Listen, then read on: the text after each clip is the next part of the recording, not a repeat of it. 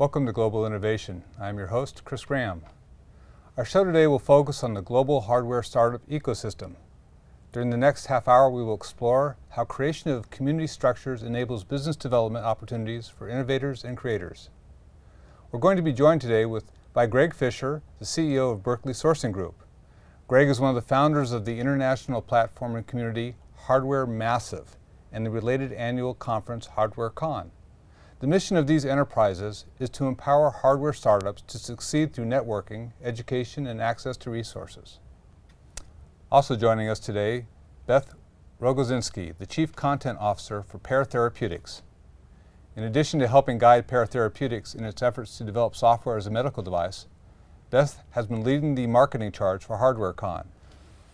So welcome to our show, both of you. Greg, why don't we start off with a discussion of Hardware Massive. You can tell us how that came about, what Hardware Massive is, and where it's going.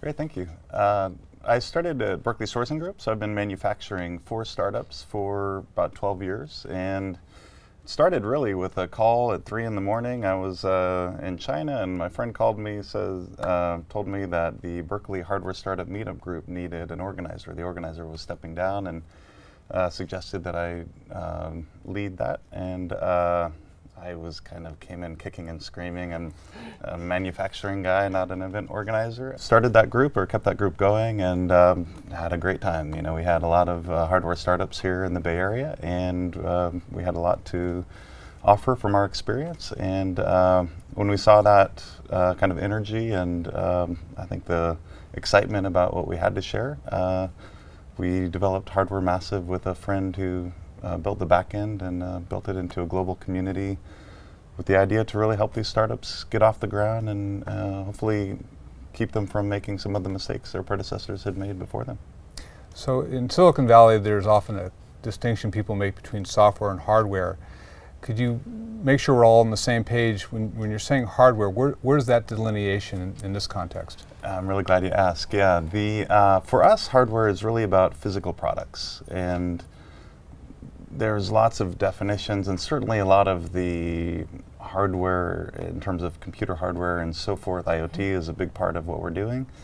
But we're really looking specifically at the business of these startups, and the reason that we define it as hardware as a physical product is because whether it's a computer or a shirt or a toy, they often have many of the same kind of business realities: high fixed costs, large non-recurring engineering costs, development.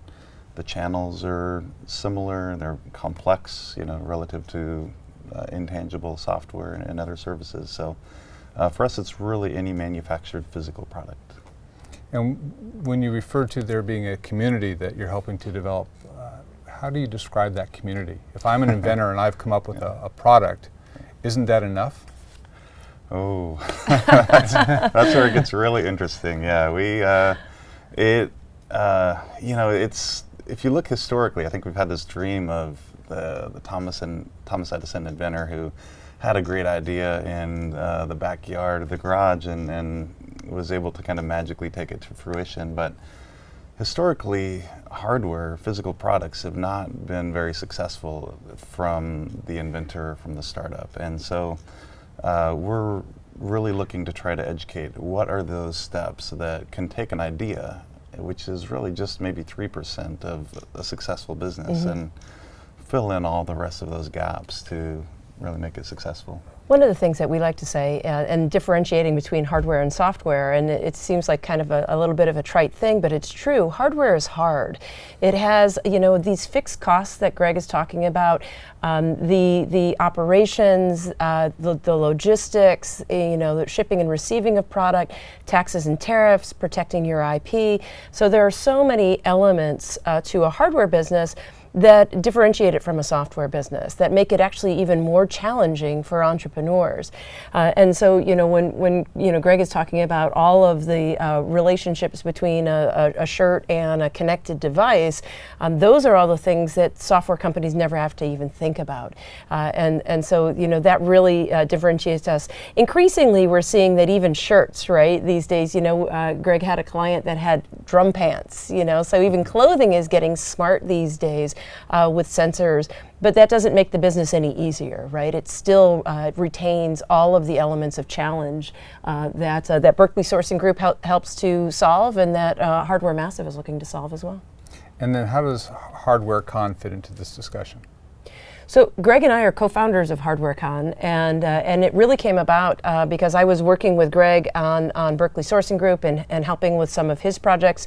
I'm a serial entrepreneur and have been a consultant for a number of different startups in my career, and we looked at the environment, and to Greg's point about even starting Hardware Massive, we realized that there was this need in the industry to bring companies together with all of the different stakeholders and constituent groups that you need to actually be aware of if you want to take what you've made as a maker in your backyard or your garage and turn that into a business. Our show is not for makers. They have Maker Faire for that. This is for people who really want to quit the day job and start a company. And so it's a physical conference. Yes. As opposed to people getting together remotely, but it's where was it located this year, and how many people attended, and what type of interaction was that? Yeah, so we actually merged HardwareCon with Hardware Massive this year. Actually last year, and we're super pleased about that because it gives us, kind of tentacles into the entire world on a more regular basis. HardwareCon this year happened on March the 24th and 25th at the Zero Net Energy Center in San Leandro, California. We focus it in the Bay Area. This year we had about 500 attendees. Actually on the first day of the show, we did a survey of who was coming from somewhere outside of the U.S. It was about 50% of our audience was coming from international locations and really all around the country and around the world to attend. And many of those folks actually, are from the Hardware Massive chapters. Now, if I am interested in attending, what would be the types of things that I would see at the show? So we have a number of different opportunities for entrepreneurs at the show. Our sponsors and the large companies represented include everyone from Panasonic was with us on the first year, Autodesk, and a number of other companies, Samsung, that are really interested in tapping into this entrepreneurial ecosystem. They really see it as an extension of their R&D. On our main stage this year, we had the head of Johnson & Johnson's Dupuis Devices, the guy who runs R&D there. We had a number of experts that run both incubators, accelerators, folks from Google, the venture capitalists, and the like. In addition to that, kind of more in the hands-on, we have a number of different breakout rooms that include really, everything that Greg and the team at Berkeley Sourcing Group and with the Elevate program have delineated as things that these entrepreneurs need to know. Crowdfunding, IP, certainly intellectual property, 3D printing, prototyping technologies, development, certainly a lot of discussion about manufacturing. This year our focus was really about retail, how to go that last mile. We're finding a lot of these startups are now getting through the prototyping. There's been enough buzz about 3D printing, and there's a lot of other new cool technologies that people are getting familiar with from the maker community, and they're kind of getting stuck really at that manufacturing and channel strategy stage. And so we're trying to bring a little bit of that into this year's show, and there are also a lot of new resources popping up now to support this community to get to that next stage. So if I'm an innovator, is there like top 3 challenges currently that you tell me that I'm likely to face? Product market fit, number 1. We all think our idea is the greatest, and we love it because that's why we came up with it. Sure. Right. We're solving a need that we have, but that doesn't mean that everybody has it, or it doesn't mean that everybody's willing to pay the price that it needs to be relative to the cost of manufacturing and distribution. So I'd say definitely number 1, product market fit. Team with any startup is always a challenge, and I think particularly with hardware, it's with software 2 guys can do it. With hardware, it's hard to have a small team because you need to raise money, you need to have the channel relationships and understanding and marketing and branding and the manufacturing and the development. And so you really need a larger team. Everyone needs to know what their skill is, how they execute, how do they work together, and how do really they try to accomplish something that requires a big investment on a small budget, agilely, and really find that right opportunity to execute. And I would say the third thing would be funding, right? So for every startup, the top reasons that startups go out of business is they run out of runway, they run out of funding. And as we were saying earlier, these hardware companies have all kinds of costs that if you're making a product in your garage, you haven't even begun to think about yet, right? The taxes and tariffs, the shipping, the logistics, all of these things. How do you protect your IP? And so we like to talk about, timing, which is the product market fit, team, and the technology, but all of these things need to be funded.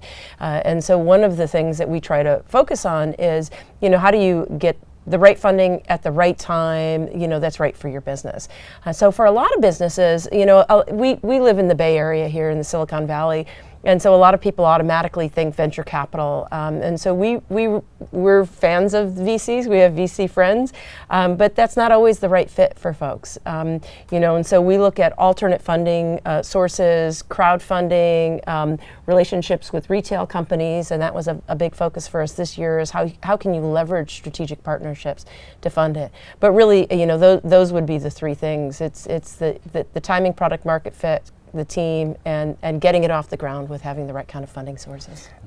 Do you see a lot of individuals who come up with a really interesting idea and then they're just stymied at that point? And if so, how do you introduce them to the other aspects of the team, potentially make introductions to other individuals, or at least to make them aware that those problems exist that they have to face? That's exactly why we started Hardware Massive, HardwareCon, is to get people learning from each other. Really, I think it's impossible to sit down and say, hey, here are the next 1,000 things you need to do over the next 3 months, and it's always changing, right, depending on what you're learning. So in our mind, the real key is community. You've got to implant yourself into a community of people that are doing this, that know how to do different aspects of it, that you can get your questions answered quickly.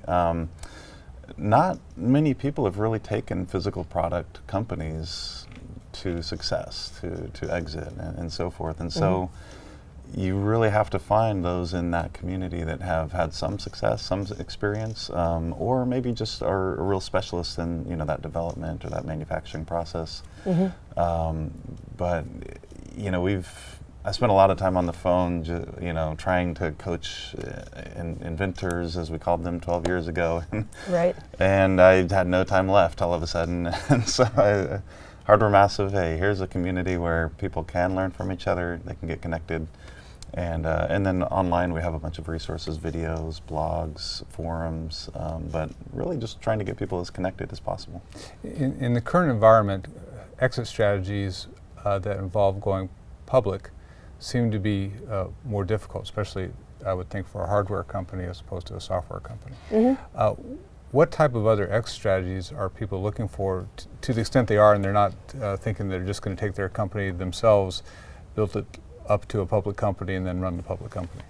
Sure. We saw actually 2016 had the lowest number of IPOs in the past several years. And we look at this, and there's a number of different reasons that we can attribute this to. Economic cycles, timing of the market. We're a little bit in Gartner's fad phase, if you're familiar with that chart that they have, where there's a little bit of bloom off the rose of IoT and other things, consumer internet even. But what we're seeing is that increasingly companies are interested in a longer time to an exit and multiple paths to exit, right? So, during the big boom of the consumer internet, people were expecting companies to exit in 3, 4, 5 years. The average even then was still 7. And so what we've seen is that average actually increased to a 7 to 10, but we're actually seeing more and more more of these companies be very happy with a large strategic acquisition. And we see companies like Google and Samsung and Philips and the big hardware and technology manufacturers and technology companies like Google really interested in acquiring some of these things. I mean, the Google acquisition of Nest, of course, is really kind of famous out there. Facebook's acquisition of Oculus, another hardware acquisition that happened. So, I think that acquisition is a really highly viable and very profitable opportunity for folks. And we're also seeing a lot of companies that are just deciding that, I'll just build a business as long as I'm building value and providing my market and my audience with valuable products that we can keep on like this. And, and that can actually become what our venture friends call a lifestyle business, and that to them is anything under $40 million a year, to which we say that's not a bad lifestyle, and or something that then can get another cash injection or partnerships and grow over time. Certainly going to be hard to knock off the hardware players. You're not going to beat Apple, most likely. Right. You're not going to knock off Tesla now, but you. So I think the merger and acquisition is definitely a very strong model. Also talking to some of the top research directors at some of these Fortune 500 companies, they're really starting to fully embrace that they will not innovate. They won't be the center of the innovation anymore, that they will be partnering and acquiring and developing that technology through startups. So everybody is pivoting right now. The whole industry is definitely changing, but I think previously there was this exit or the IPO and idea that, hey, we can be the player, but it's really hard in hardware. And I think to Greg's point, just kind of drafting off of that, the guy that we had from Johnson & Johnson was a serial entrepreneur himself. Took a hardware and medical device company public, became a venture capitalist before jumping to J&J. And when we were asking him why, why are you going to Johnson & Johnson? He really felt that it was the time for these large established companies to look outside of themselves. They've had a not invented here syndrome.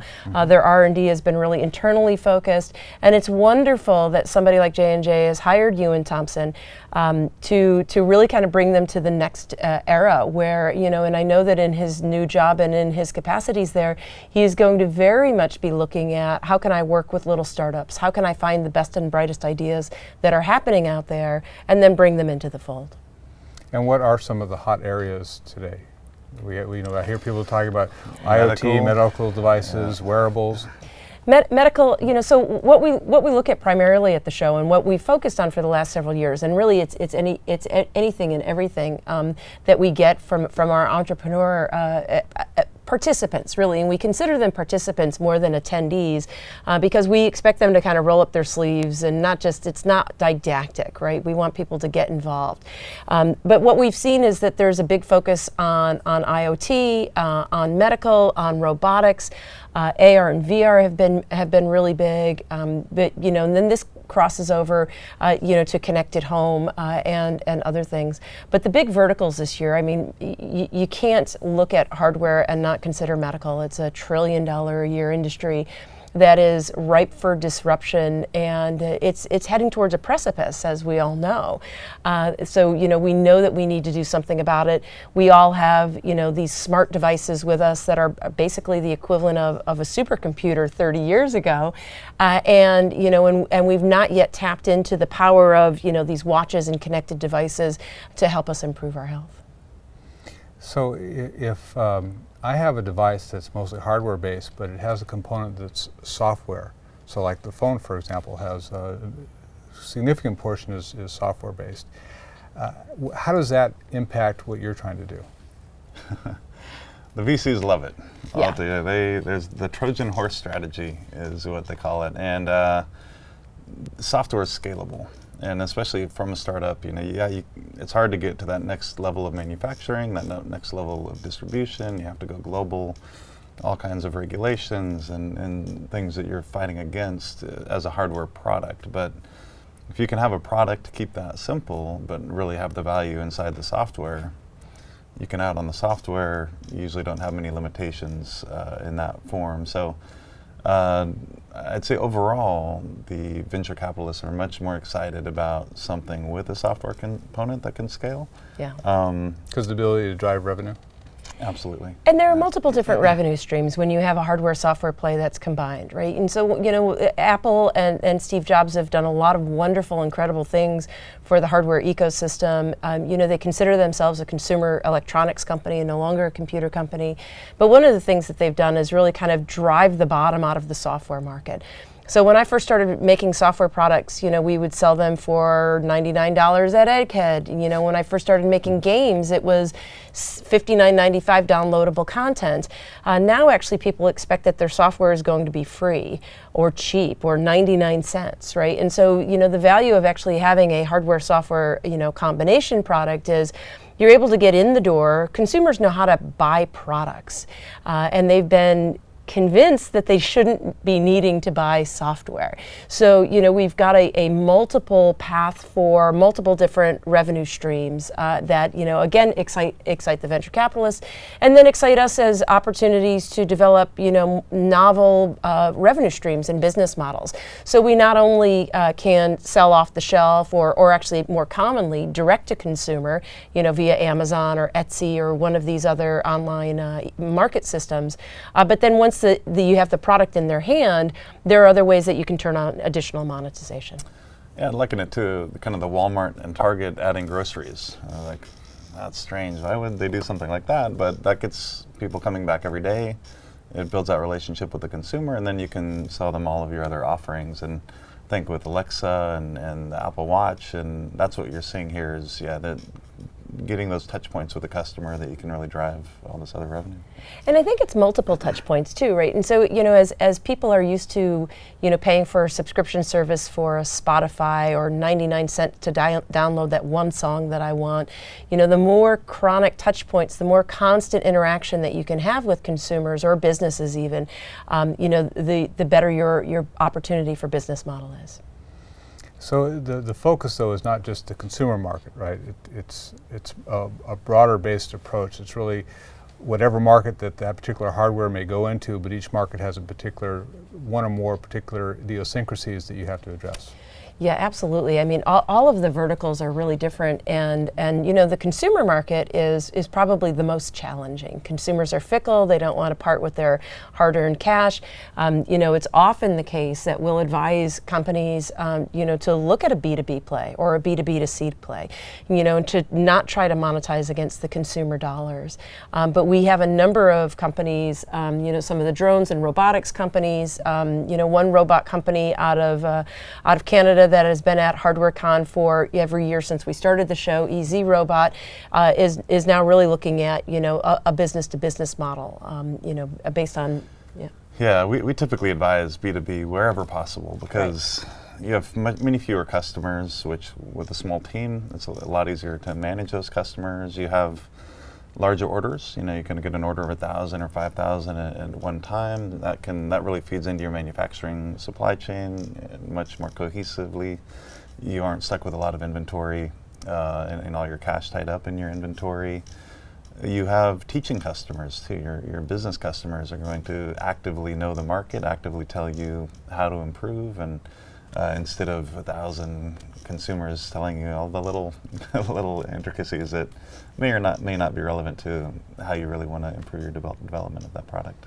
Well, it seems like the market channels have changed. We see more and more brick and mortar sites having difficulties. Amazon is certainly expanding their reach in distributing products. Walmart has its own particular position in the market. So how do the changes in the ability to distribute product change how hardware developers must look at how they're going to position their product? Yeah, so already in 2017, we've seen more bankruptcies in retail than in all of last year, and we're only in April. And we've seen a number of the kind of major stalwart retailers, JCPenney, Sears, Macy's, proclaiming already that they're cutting hundreds, if not thousands, of stores.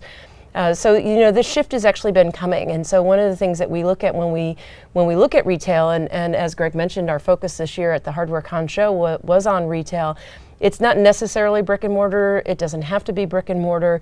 It's wonderful to actually get your products in front of people. There's nothing as convincing as putting a device in somebody's hands and having that experience. But there are multiple different ways to do that these days, and even when you're doing that, we always advise to have a bricks and clicks if bricks are where you want to go, because the benefit of the back end business is it's just hands down the best way to go these days.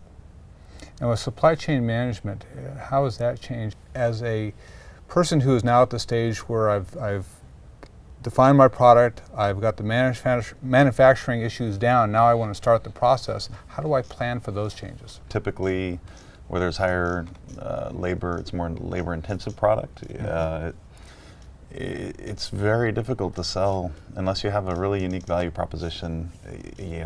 Consumers are not going to buy your product if you're more expensive than the next guy offering a similar product. So that model isn't going to work. So that makes it typically a bit more obvious. If you're talking about medical, that is here in the U.S., right? And there's certain industries that are well established, and once you understand your product and your market, and you talk to the folks who know how to manufacture and have those relationships, it becomes more obvious than kind of in the general buzz of the media, certainly.